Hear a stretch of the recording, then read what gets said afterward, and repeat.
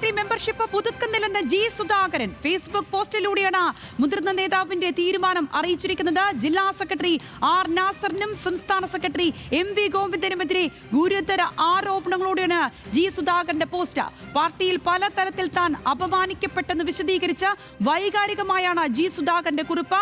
5 വർഷമായി പൊതുപരിപാടികളിൽ ഒന്നും പാർട്ടി സഹകരിപ്പിക്കുന്നില്ല, അർഹിക്കുന്ന ഒരു പരിഗണനയും നൽകിയില്ല, ആശയാദർശങ്ങളിൽ ജനലക്ഷങ്ങളോടൊപ്പം ഉറച്ചു നിൽക്കുമെന്ന് പറഞ്ഞുകൊണ്ടാണ് സുധാകരന്റെ ഫേസ്ബുക്ക് കുറിപ്പ് അവസാനിക്കുന്നത്. അർജുൻ രാജുണ്ട് തിരുവനന്തപുരത്തുനിന്ന്.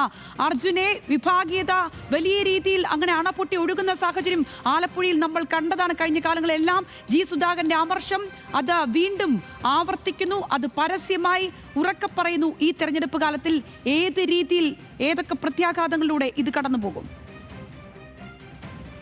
സംഗീത, ജി സുധാകരന്റെ അമർഷം ഒരു പൊട്ടിത്തെറിയായി സംഭവിക്കുന്നു എന്നുള്ളതാണ് ഏറ്റവും പുതിയ വാർത്ത എന്ന് പറയുന്നത്.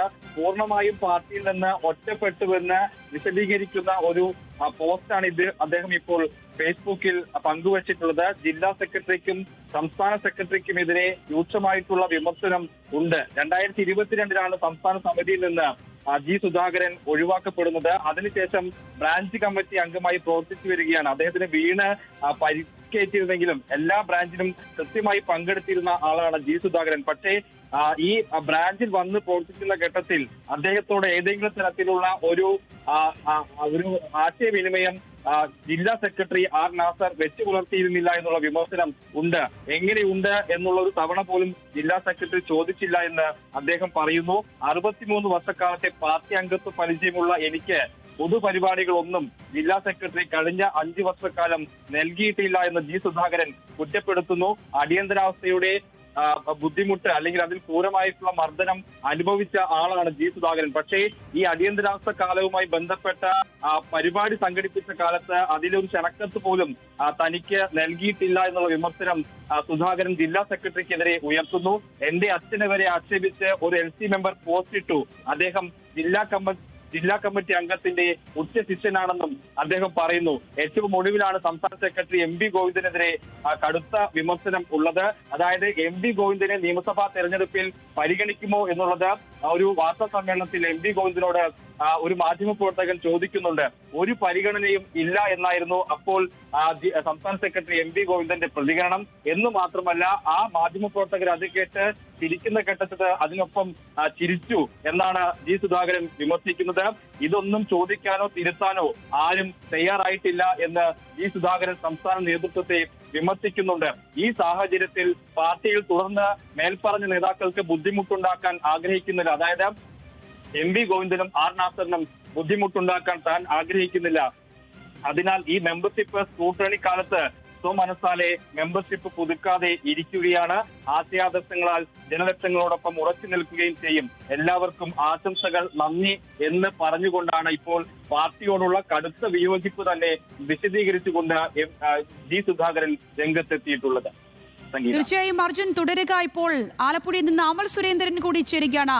അമലെ, കാലങ്ങളായി ഇങ്ങനെ അമർഷം ഇങ്ങനെ ഉള്ളിൽ വളരെ വലിയ രീതിയിൽ പുകഞ്ഞുകൊണ്ടേയിരിക്കുന്ന സാഹചര്യമായിരുന്നു. അത് ഈ തെരഞ്ഞെടുപ്പ് കാലത്ത് അത് ഈ കണക്കെ പുറത്തേക്ക് വരുമ്പോൾ അത് ആലപ്പുഴയിൽ ഉണ്ടാക്കുന്ന മാറ്റങ്ങൾ ഏതൊക്കെ വിധേനയായിരിക്കും? ഏതാണെങ്കിലും ഇതിലൊരു വലിയ രീതിയിലുള്ള പക്ഷം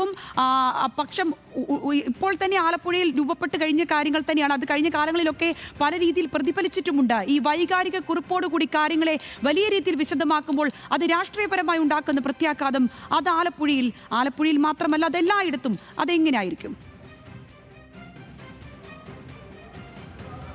സംഗീത, ഏറെക്കാലമായി നിന്ന് പാർട്ടിയിൽ നിന്ന് വലിയ രീതിയിലുള്ള അകൽച്ച നേരിടുന്ന ഒരു മുതിർന്ന CPM നേതാവാണ് ജി സുധാകരൻ. അപ്പോൾ ജി സുധാകരന്റെ ഭാഗത്ത് നിന്ന് ഇപ്പോൾ ഇങ്ങനെയൊരു പോസ്റ്റ് ഉണ്ടാകുമ്പോൾ അത് വലിയ രീതിയിലുള്ള രാഷ്ട്രീയ വിവാദങ്ങൾക്ക് കാരണമാകുമെന്ന കാര്യത്തിൽ ഒട്ടും സംശയമില്ല.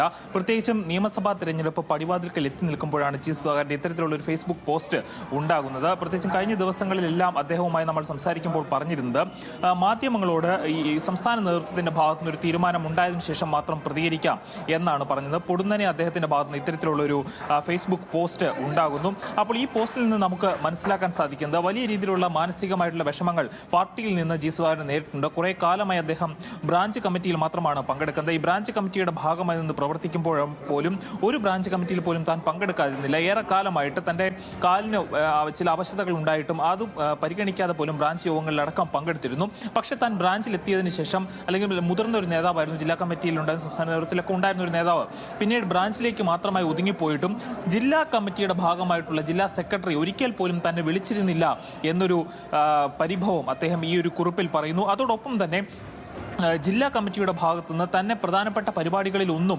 പാർട്ടിയുടെ പ്രധാനപ്പെട്ട പരിപാടികളിലൊന്നും പങ്കെടുപ്പിക്കുന്നില്ല. കുറച്ച് നാളുകൾക്ക് മുൻപാണ് തീരദേശ ജനതയ്ക്ക് വേണ്ടിയിട്ട് സ്ഥാപിച്ചിരുന്ന ഫ്ളാറ്റ് സമുച്ചയത്തിന്റെ ശിലാസ്ഥാപന ഫലകം, അതിന്റെ ആ ഉദ്ഘാടനവുമായി ബന്ധപ്പെട്ട ശിലാസ്ഥാപന ഫലകത്തിൽ പോലും തന്റെ പേര് ഉൾപ്പെട്ടിരുന്ന ആ ഫലകം പോലും കാണാതാകുന്ന സ്ഥിതി ഉണ്ടായിരുന്നു. അതിൽ കാര്യമായിട്ടുള്ള ഒരു അന്വേഷണം പോലും ഉണ്ടായിട്ടില്ല. അതിലടക്കം തനിക്കെതിരെയുള്ള ഗൂഢാലോചനകൾ ഉണ്ട് എന്ന് ഇതിന് മുന്നത്തെ ഫേസ്ബുക്ക് പോസ്റ്റിൽ ജി സുധാകരൻ തന്നെ പറഞ്ഞിരുന്നു. ഏതായാലും ഇപ്പോൾ ഇത്തരത്തിലുള്ള ഒരു ഫേസ്ബുക്ക് പോസ്റ്റ് വരുമ്പോൾ അത് വലിയ രീതിയിലുള്ള രാഷ്ട്രീയ കോലാഹലങ്ങൾക്ക് CPM-നുള്ളിൽ തന്നെ, പ്രത്യേകിച്ചും ആലപ്പുഴയിലെ പാർട്ടിക്കുള്ളിൽ തന്നെ പടയൊരുക്കത്തിന് സാധ്യതയാണുള്ളത്.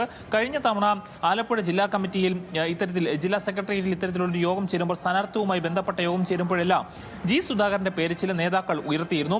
അപ്പോൾ MV ഗോവിന്ദൻ അടക്കം ആ ഒരു ജില്ലാ സെക്രട്ടേറിയറ്റിൽ പങ്കെടുത്തിരുന്നു. MV ഗോവിന്ദൻ പറഞ്ഞത് ചില മാനദണ്ഡങ്ങളുടെ പേരിൽ മാറ്റി നിർത്തിയ നേതാക്കന്മാരെ വീണ്ടും പരിഗണിക്കില്ല എന്ന് പറഞ്ഞ് ജി സുധാകരന്റെ പേര് ഉയർന്നപ്പോൾ ആ ശബ്ദങ്ങളെയെല്ലാം ന്യൂനീകരിക്കുന്ന നടപടിയായിരുന്നു MV ഗോവിന്ദന്റെ ഭാഗത്തുനിന്നുണ്ടായത്.